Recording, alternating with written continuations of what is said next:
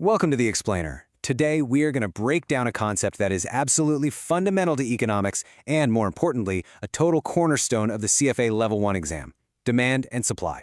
Honestly, if you get this right, you're setting yourself up for success on so much of what comes next. So, have you ever just looked at the stock market and wondered, what is actually going on here? Why do prices jump up one day and crash the next? Or, why is the price of gold always moving? It can seem pretty random, but I promise you, it's not. There's a really powerful logic driving all of it. And the answer to all of these big market puzzles?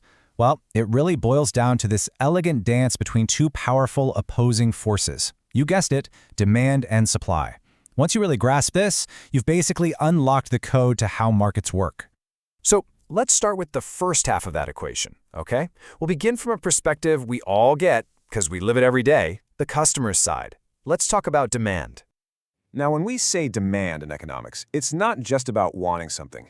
It's the amount of something that people are both willing to buy and this is the key part, able to buy at a certain price. You've got to have both the desire and the cash.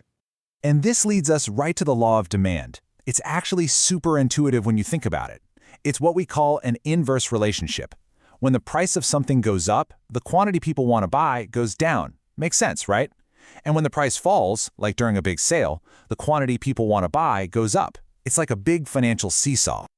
All right, so we've got the buyers figured out, but a market needs two sides. So let's flip the coin and look at what's motivating the people selling the stuff, the producers. This is where supply comes in.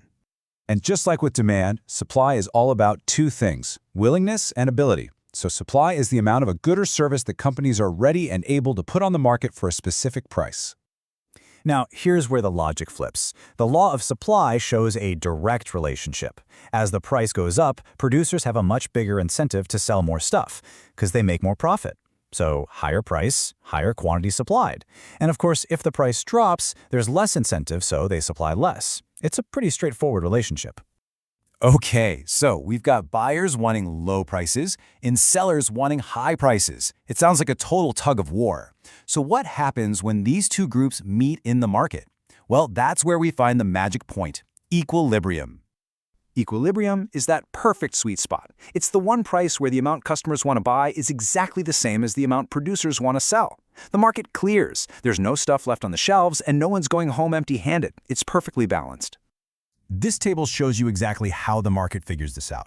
Look, at $80, way more people want to buy than what's available. That's a shortage. At $120, it's the opposite problem. You've got a surplus of stuff nobody wants at that price. But right there in the middle, at $100, bam, 50 units demanded, 50 units supplied. That, my friends, is our equilibrium. Okay, I need you to lean in for this one. What we're about to cover is a classic CFA exam topic, and it trips up a lot of people. You absolutely have to know the difference between a movement along the curve and a shift of the whole curve. They are not the same thing. So, here's the key takeaway, nice and simple. A change in the product's own price just causes a movement up or down the line that's already there. But if some other outside factor changes, like say everyone's income goes up or a new fad makes a product super popular, the entire curve shifts to the left or right. This means that at every single price, people now want to buy more or less than they did before. It's a whole new ballgame.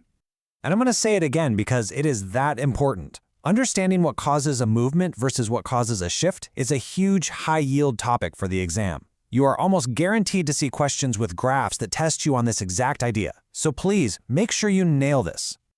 So let's tie this all together. How do we take this cool economic theory and, actually apply it to the real world? And, most importantly, to crushing your exam?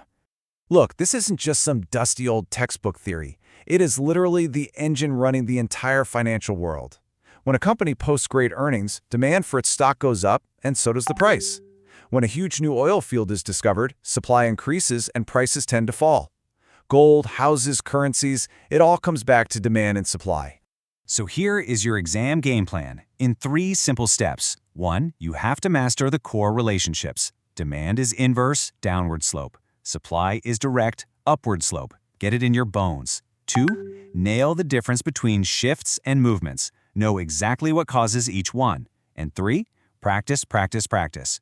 Use practice questions with graphs until spotting the right answer is second nature. So there you go. That's the code. The secret to understanding why market prices are what they are. It's this constant push and pull between what we want and what's out there. So the real question is, now that you have the key, what market puzzle are you going to try to solve first?